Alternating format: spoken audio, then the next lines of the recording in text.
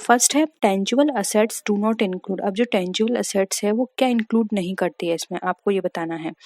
Goodwill, furniture, stock या फिर cash, बताइए।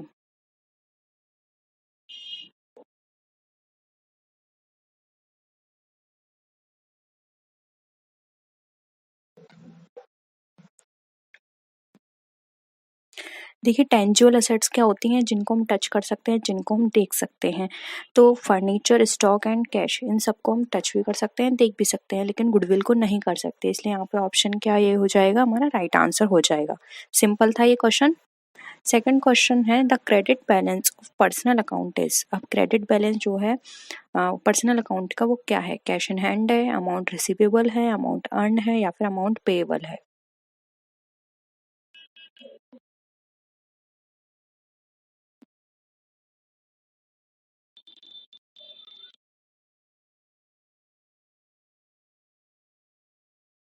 जल्दी से आंसर करिए इसका।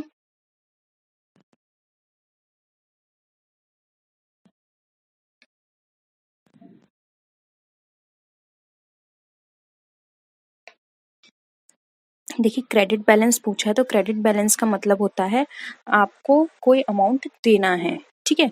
तो यहाँ पर देखिए ऑप्शन डी जो है वो राइट आंसर हो जाएगा, अमाउंट पेएबल। और अगर डेबिट की बात करते हो तो डेबिट का मतलब होता है आपको कुछ रिसीव करना है, तो वो हो जाता है अमाउंट रिसीवेबल, ठीक है। तो यहाँ पर ऑप्शन डी हमारा राइट आंसर हो जाएगा, क्योंकि यहाँ पर आपसे क्रेडिट बैलेंस पूछा गया है। नेक्स्ट क्वेश्चन है ट्रायल बैलेंस इज।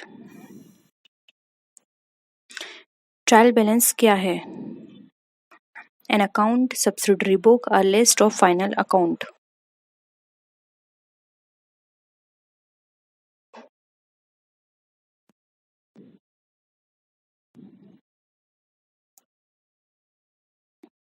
जल्दी से आंसर करिए। देखिए ट्रायल बैलेंस जो होता है एक लिस्ट होती है जिसके अंदर हमारे डेबिट और क्रेडिट जो भी ट्रांजेक्शन्स होते हैं उनकी यहाँ पर एक यहाँ पर हमें डिटेल दी होती है कि इस अकाउंट में हमने इतना एक्सपेंडिचर किया, ठीक है।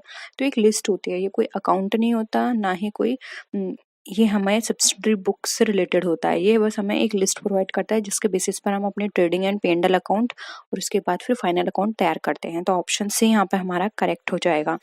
नेक्स्ट क्वेश्चन है एवरेज ड्यू डेट इज। अब एवरेज ड्यू डेट क्या होती है, middle date of current account, certain date determined by creditors and debtors, average date of payment या फिर डेट ऑफ अकाउंट प्रिपेयरिंग।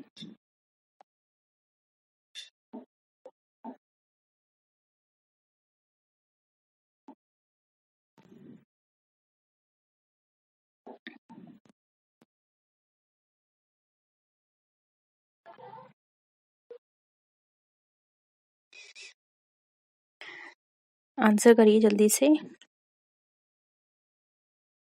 देखिए एवरेज डेट जो होती है वो हमारी एवरेज डेट ऑफ पेमेंट बताती है, यानी कि ऐसी डेट जिस पर हम पेमेंट करें तो किसी भी तरह से दोनों पार्टी में से किसी की कोई भी। अब इसमें दो पार्टी होती हैं, एक होता है क्रेडिटर, एक होता है डेटर।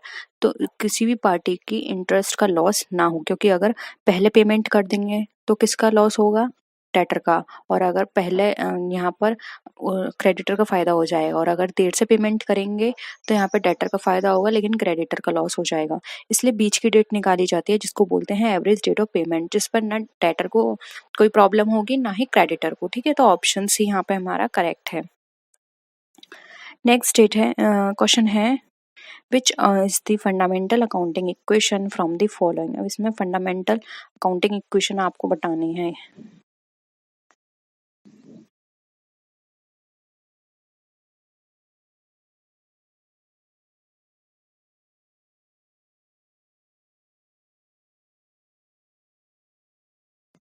देखिए ये आप सबको पता है, जब भी हम अपने फाइनल अकाउंट्स प्रिपेयर करते हैं तो एक साइड होती है हमारी कैपिटल और लाइबिलिटीज, लाइबिलिटी साइड में, और दूसरी साइड होती है हमारी असेट्स। तो अगर यहाँ पर हम ये वाला इक्वेशन करते हैं तो ये रॉन्ग हो जाएगा, वो सॉरी सॉरी ये वाला इक्वेशन हमारा बिल्कुल सही रहेगा, लेकिन यहाँ पर ये वाला इक्वेशन हमारा गलत हो जाएगा, क्योंकि असेट्स और कैपिटल को प्लस करेंगे तो लाइबिलिटीज इक्वल नहीं होंगी, और ये capital equal to assets minus plus liability, ये भी गलत इक्वेशन है। एंड ये भी इक्वेशन ये होती है, ये हमारी होती है लाइबिलिटी साइड, और इधर होती है हमारी असेट साइड जहाँ टोटल असेट्स होती हैं, और यहाँ पर हमारी कैपिटल होती है और साथ में लाइबिलिटीज होती हैं। तो ये दोनों इक्वल होनी चाहिए, इसलिए यहाँ पर देखिए ये वाला फर्स्ट इक्वेशन हमारा बिल्कुल सही है, assets equal to liabilities plus capital. ठीक है, नेक्स्ट है types of crossing a cheque. अब जो टाइप्स ऑफ क्रॉसिंग है वो कितनी तरह की होती है आपको ये बताना है।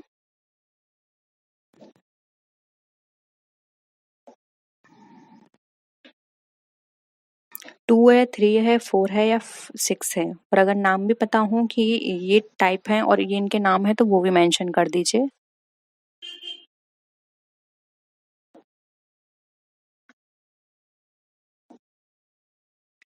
देखिए राइट आंसर है यहाँ पर, टाइप्स ऑफ चेक की बात करें तो वो है दो तरह की चेकिंग होती क्रॉसिंग होती है हमारी।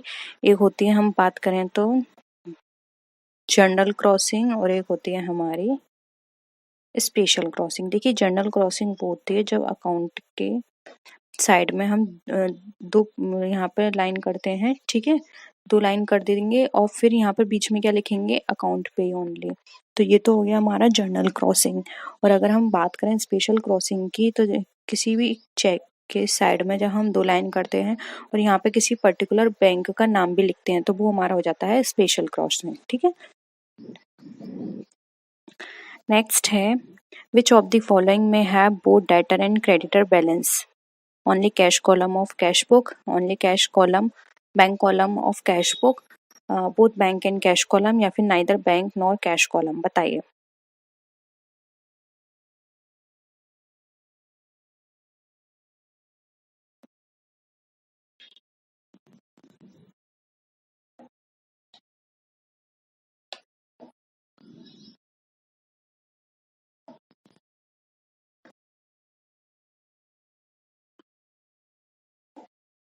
आंसर करिए जल्दी।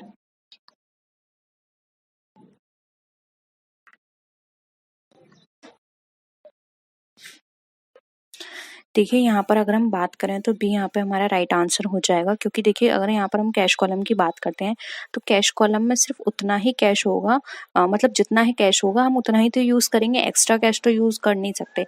लेकिन बैंक कॉलम में क्या होता है, हम कई बार लोन भी ले लेते हैं, यानी कि हमारे पास कैश ना होकर भी हम उसको उससे ज़्यादा एक्सपेंस कर देते हैं, अपने अकाउंट में ना होकर भी ज़्यादा उसको खर्च कर देते हैं। ठीक है, क्योंकि वहाँ पर हमें हो सकता है ओवरड्राफ्ट फैसिलिटी हमने ले रखी हो, लोन फैसिलिटी हमने ले रखी हो। ठीक है, तो यहाँ पर only bank column of cash book हमारा राइट आंसर हो जाएगा। ठीक है, क्योंकि इसमें डेबिट साइड भी हो सकता है बैलेंस और क्रेडिट साइड भी हो सकता है बैलेंस।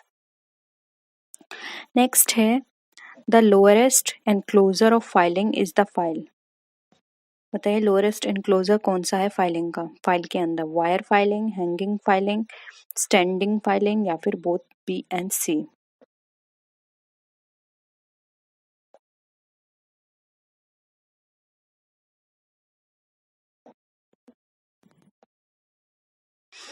देखिए सबसे लोएस्ट की बात करें यहाँ पर तो ऑप्शन ए राइट आंसर हो जाएगा, वायरल फाइलिंग। वायरल फाइलिंग क्या होता है, आप कहीं भी इसको हैंग कर सकते हैं और वहाँ पर आप सबसे कम जहाँ पर बहुत कम ट्रांजेक्शन्स होते हैं पेपर पर, यानी कि पेपर का वहाँ पे एक्सचेंज बहुत कम होता है, तो वहाँ पर ये सिस्टम फॉलो किया जाता है, क्योंकि कम पेपर होंगे वो लोग कहीं एक वायर टंगा कर उस पर अपने सारे पेपर हैंग कर सकते हैं। तो ये तभी हो पाएगा जब आपके पास डॉक्यूमेंट कम है, डॉक्यूमेंट ज़्यादा होंगे तो वहाँ पर आप एक वायर पे सारे डॉक्यूमेंट हैंग नहीं कर सकते, इसलिए लोएस्ट फॉर्म है यहाँ पर वायर फाइलिंग। ठीक है, नेक्स्ट है how many types of folder file, 1 2 3 and 4।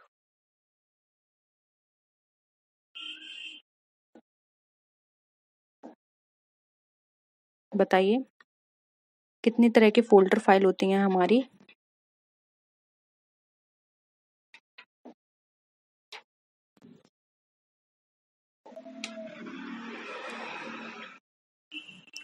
देखिए फोल्डर फाइल की बात करें तो 2 तरह की होती हैं। ठीक है, नेक्स्ट है the ideal of filing depends on. अब एक आइडियल फाइलिंग सिस्टम किस पर डिपेंड करता है, कैपिटल पर, प्रोडक्शन पर, कंस्ट्रक्शन, या फिर फॉर्म ऑफ बिजनेस पर।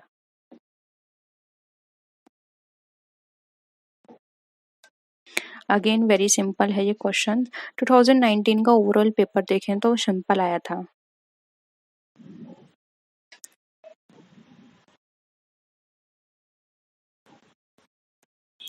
देखिए डी यहाँ पर राइट आंसर हो जाएगा, द फॉर्म ऑफ बिजनेस। जैसा कि मैंने आपको इससे पहले वाले क्वेश्चन में भी बताया था, जहाँ कम ट्रांजेक्शन्स होते हैं। अब कम ट्रांजेक्शन्स कहाँ होंगे, या तो कंपनी टेक्नोलॉजी बेस्ड है, यानी कि सारे वहाँ पे काम मशीन से होते हैं, ठीक है, पेपर वर्क भी मशीन के थ्रू होता है, या तो वो ऐसा फॉर्म हो बिजनेस का, तब वहाँ पर हम डिपेंड करेंगे, ठीक है।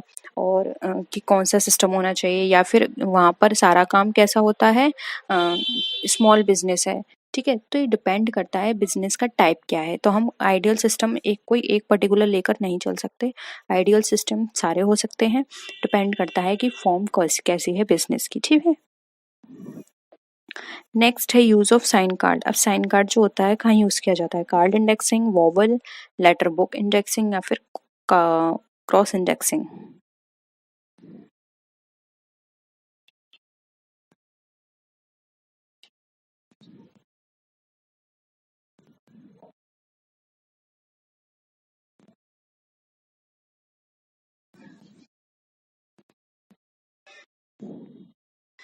देखिए साइन कार्ड की बात करें तो कार्ड इंडेक्सिंग में होता है। कार्ड इंडेक्सिंग में 4 मटेरियल की जरूरत होती है, और ये जो साइन कार्ड है कार्ड इंडेक्सिंग का ही एक पार्ट है, ठीक है। नेक्स्ट है letter book index is used. अब लेटर बुक जो है वो किस में यूज की जाती है, कोऑपरेटिव सोसाइटी में, लार्ज बिजनेस में, स्मॉल बिजनेस में, या फिर ऑल ऑफ दी अबव में।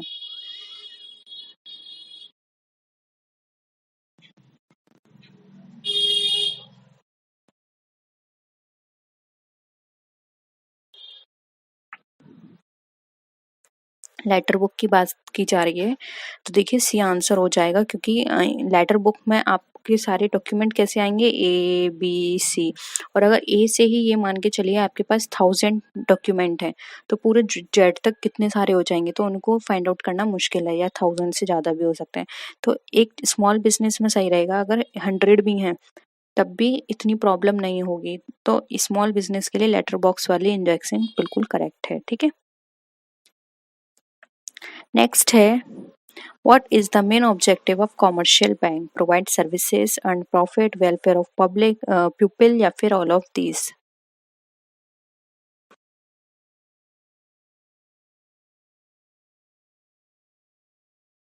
आंसर करिए, कॉमर्शियल बैंक का पूछा है यहाँ पर, कॉमर्शियल बैंक का क्या ऑब्जेक्टिव होता है।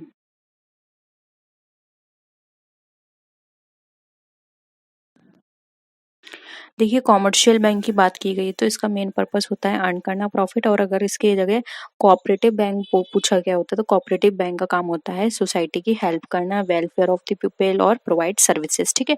लेकिन कॉमर्शियल पूछा है तो ऑप्शन बी यहाँ पे हमारा करेक्ट हो जाएगा।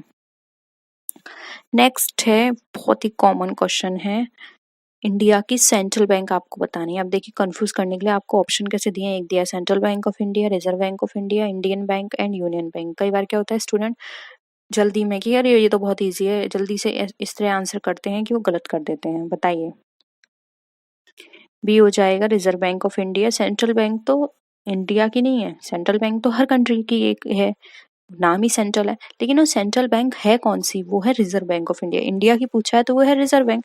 कई लोग स्टूडेंट जल्दी जल्दी में सेंट्रल बैंक पर भी टिक लगाए आएंगे, जो कि गलत है, ठीक है। तो ऑप्शन बी यहाँ पे सही होगा। नेक्स्ट है रिटेल ट्रेडर्स परचेस गुड। अब जो रिटेल ट्रेडर्स हैं वो किससे परचेस करते हैं, होलसेलर से, फ्रॉम कस्टमर, सेल्फ प्रोडक्शन, या फिर फ्रॉम प्रोड्यूसर। बताइए, रिटेल की बात की जा रही है।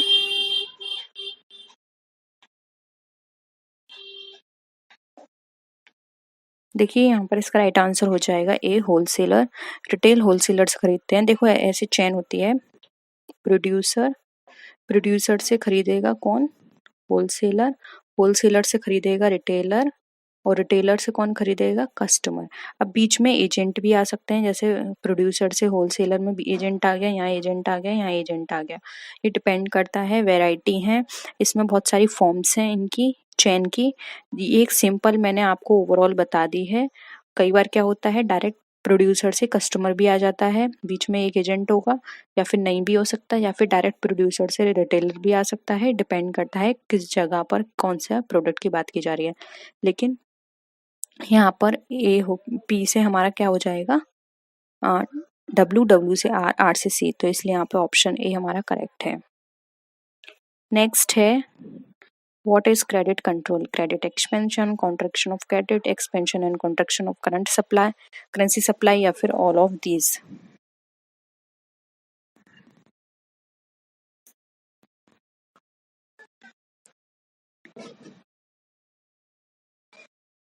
देखिए आंसर करिए, ठीक है। देखिए सी राइट आंसर होगा, क्योंकि यहाँ पे क्रेडिट की बात की जा रही है, तो क्रेडिट ना ज़्यादा हो ना कम हो, ये दोनों ही चीज़ें देखनी है कंट्रोल के अंदर, इसलिए एक्सपेंशन भी देखना है, ज़्यादा ना हो जाए, और कॉन्ट्रैक्शन भी। नेक्स्ट है होलसेलर बाय गुड्स फ्रॉम। अब 2019 में क्वेश्चन पूछा गया था कि रिटेलर किससे बाय करता है, अब यहाँ पर पूछा गया है होलसेलर किससे बाय करता है, रिटेलर से, कंज्यूमर से, सेल्फ प्रोडक्शन है, या फिर प्रोड्यूसर से? आंसर करिए। इसका सिंपल आंसर है डी। वहाँ भी मैंने आपको चेन के थ्रू समझाने की कोशिश की थी, अगर आपने वाली इससे नेक्स्ट वो प्रीवियस वाली ही थी डे 4 की क्लास, उसमें ही मैंने डिस्कस किया है, ठीक है। Which of the following is Indian largest nationalised bank?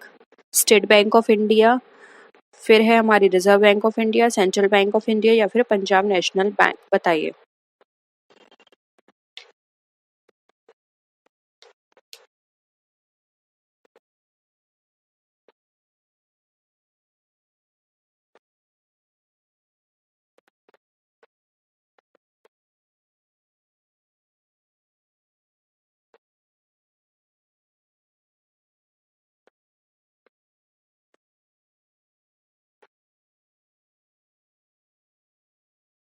Right answer हो जाएगा ए, जो कि है यहाँ पर स्टेट बैंक ऑफ इंडिया, ठीक है। फिर है elasticity of demand in two substitute goods. अब टू सब्सिट्यूट गुड्स में हमारी इलास्टिसिटी की डिमांड जो है वो किस तरह की होगी? Infinite, zero, more than unit, या फिर नन ऑफ दिस?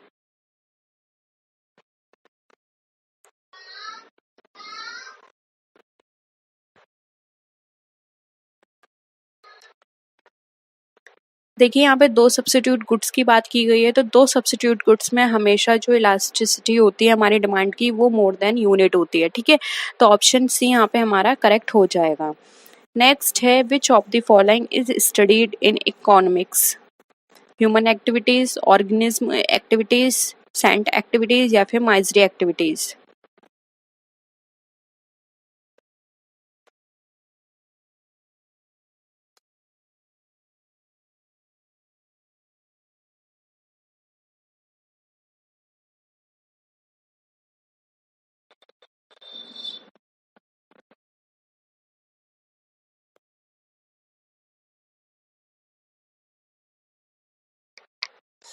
देखिए इकोनॉमिक्स की बात करते हैं तो राइट आंसर हो जाएगा ए, ह्यूमन एक्टिविटीज़ की हम इसमें बात करते हैं, इनकी नीड की, इनकी डिमांड की, और इनकी ये देखते हैं इनकी अनलिमिटेड डिमांड्स हमारी लिमिटेड डिमांड से किस तरह सेटिस्फाई हो, इन सब चीज़ों के बारे में हम डिस्कस करते हैं, कंजम्पशन, प्रोडक्शन, ठीक है। तो ऑप्शन ए करेक्ट है। नेक्स्ट है who founded ordinal approach of utility? Marshall, Hicks, Adam Smith, या फिर रिकार्डो?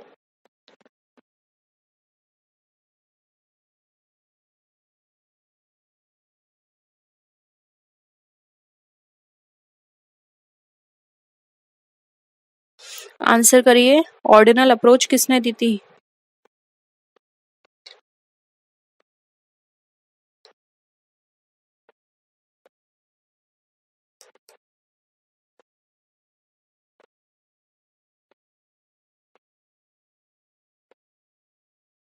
देखिए राइट आंसर हो जाएगा बी, हिक्स।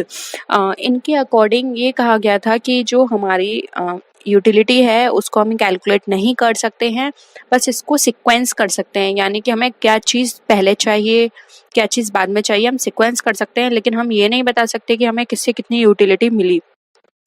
ये हमें कंज्यूमर के कंजम्पशन पर डिपेंड करता है, यानी कि अगर कंज्यूमर जिससे ज़्यादा कंज्यूम कर रहा है उससे उसे यूटिलिटी ज़्यादा मिल रही है, और जिससे वो कंज्यूम नहीं कर रहा है उससे उसको यूटिलिटी नहीं मिल रही है, लेकिन कितनी मिल रही है ये हम मेजर नहीं कर सकते, ठीक है। ये इन्होंने इसमें बताया है। नेक्स्ट है choose correct option. Labour is destroyable, labour is undestroyable, A and B both, या फिर नन ऑफ द अबव?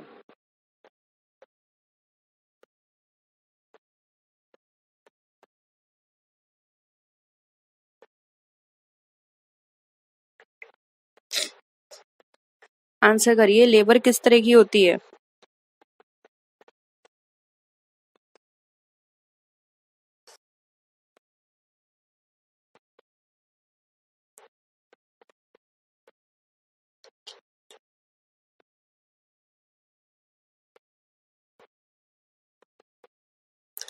देखिए यहाँ पर बात करें तो ऑप्शन सी राइट आंसर हो जाएगा। लेबर हमारी डिस्ट्रॉयबल भी हो सकती है, अनडिस्ट्रॉयबल भी हो सकती है, दोनों ही तरह की हो सकती है। हम ये नहीं कह सकते कि ये जो लेबर है सिर्फ हमारे लिए डिस्ट्रॉयबल का काम करेगी, क्योंकि लेबर जो होती है वो हमारे फिजिकल मेंटल दोनों तरह का काम करते हैं हमारे प्रॉफिट को अर्न करने के लिए। ये फिजिकल वर्क भी करेगी, मेंटल एक्टिविटीज भी करेगी, जो कि डिस्ट्रॉयबल है नेचर में। ठीक है, तो यहाँ पर ऑप्शन ए और बी हमारा राइट आंसर हो जाएगा, यानी कि ऑप्शन सी। ठीक है, नेक्स्ट है labour is that type of activity, productive, non productive, A and B both, या फिर नन ऑफ दीज।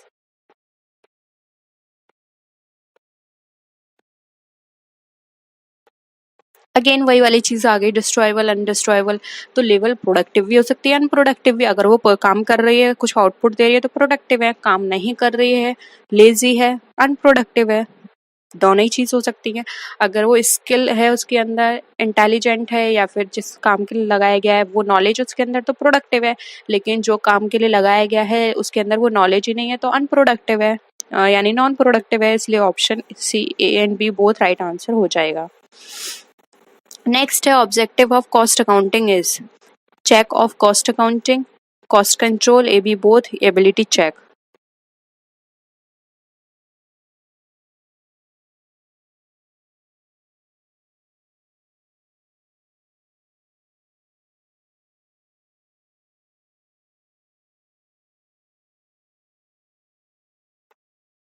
देखिए कॉस्ट की बात की गई है, तो ये पूरा इसकी एक्टिविटी कहाँ पर घूमेगी? सिर्फ कॉस्ट के आसपास घूमेगी। तो यहाँ पे कॉस्ट को, अकाउंटिंग को चेक करना, कॉस्ट कंट्रोल करना, सिर्फ इसका यही काम है। तो option A and B both right answer हो जाए। ये बस ये देखेगी कॉस्ट का सही तरह से रिकॉर्ड किया जा रहा है या नहीं, जितनी कॉस्ट हम यूज़ कर रहे हैं, या फिर सही तरह से यूज़ हो रहा है या नहीं, या फिर उनका वेरिफिकेशन सही तरह से हो रहा है या नहीं। ये सब चीज़ें इनका देखने का काम होता है। ऐसा तो नहीं है एक्स्ट्रा कॉस्ट आपने रिकॉर्ड कर दिया या फिर कम कॉस्ट आपने रिकॉर्ड करी है, सिर्फ इसका यही काम होता है। ठीक है, तो ऑप्शन सी यहाँ पे करेक्ट है। नेक्स्ट है who can cross the cheque, drawer, holder, banker, all of this. कौन क्रॉस कर सकता है, यानी कि ये चेक के साइड में दो तिरछी लाइन होती है, वो कौन काट सकता है?